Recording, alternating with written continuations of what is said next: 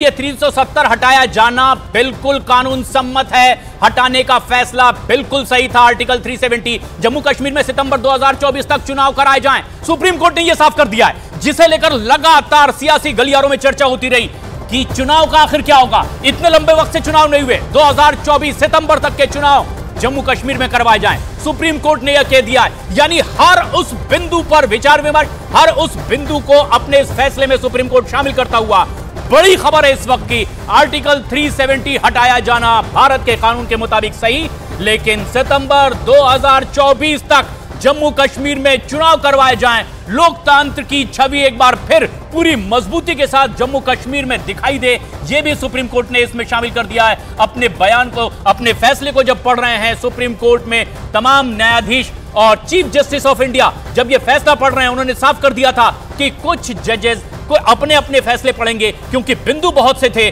फैसला पढ़ने का सिलसिला शुरू हो चुका है और जो इस वक्त बड़ी खबर है वो यही कि केंद्र सरकार ने 370 हटाने का जो फैसला किया वो बिल्कुल सही था, भारत के कानून के हिसाब से था। 2019 में जो 5 अगस्त को फैसला किया गया केंद्र सरकार की ओर से वो बिल्कुल सही था। कहीं भी गैर कानूनी कदम सरकार का नहीं ठहराया जा सकता। राष्ट्रपति शासन लागू किया गया, उसके बाद जो कदम उठाए जाएंगे उस पर कहीं पर भी दखलंदाजी नहीं की जा सकती और उसकी संप्रभुता खत्म हो गई थी विलय के साथ ही। 370 को अस्थायी बताया और इसीलिए इसे हटाए जाने को वाजिब करार दिया है सुप्रीम कोर्ट ने। लेकिन एक बड़ी खबर जो इस वक्त की है, सुप्रीम कोर्ट ने कह दिया है कि अब चुनाव कराए जाएं सितंबर 2024 तक। कुछ लोगों की मांग भी थी और ये एक बड़ी खबर भी है इस वक्त की। अमिताभ हमारे सहयोगी लगातार हमारे साथ बने हुए हैं। अमिताभ, हर पहलुओं पर सुप्रीम कोर्ट ने गौर किया है, जहां वाजिब गैर वाजिब करार दिया जा रहा है, वहीं आगे के लिए दिशा निर्देश भी। चुनाव को लेकर इस बात को कैसे देखा जाए? देखिए, दो चीज़ें साफ है। सरकार को चुनाव कराने को लेकर सरकार की मंशा साफ है। आपको याद होगा 3 साल पहले डिलिमिटेशन कमीशन बना था। डिलिमिटेशन कमीशन ने अपनी रिपोर्ट भी पेश कर दी है, तमाम स्टेक होल्डर से भी बात कर ली है।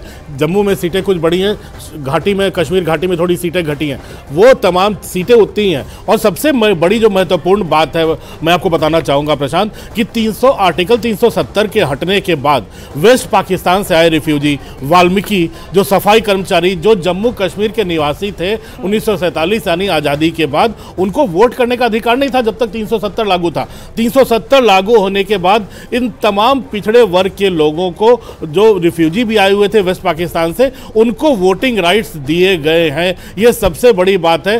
JNK रीऑर्गेनाइजेशन एक्ट जो हुआ था, इनको शेड्यूल ट्राइब में शामिल किया गया है। और इसके बाद जो सबसे बड़ी बात है, जो इसी मानसून जो शीतकालीन सत्र संसद का हुआ है, उसमें 2 चीज़ें सरकार ने साफ कर दी हैं कि 24 सीटें जम्मू कश्मीर असेंबली में रिजर्व कर दी गई हैं, एक संविधान में कानून लाकर केंद्र में, कि अब वो 24 सीटें पाकिस्तान ऑक्युपाइड जो कश्मीर माना जाता है, पाकिस्तान ने जिस पर 1947 में जबरन कब्जा जमाया था, उसके लिए 24 सीटें रिजर्व कर दी गई हैं जम्मू कश्मीर असेंबली में।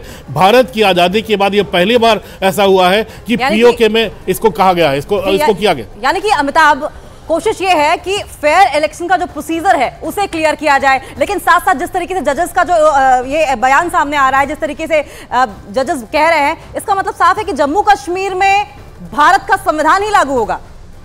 बिल्कुल, ये पूरे देश को ये संदेश है और उन लोगों को संदेश है जो कोर्ट में चले गए थे।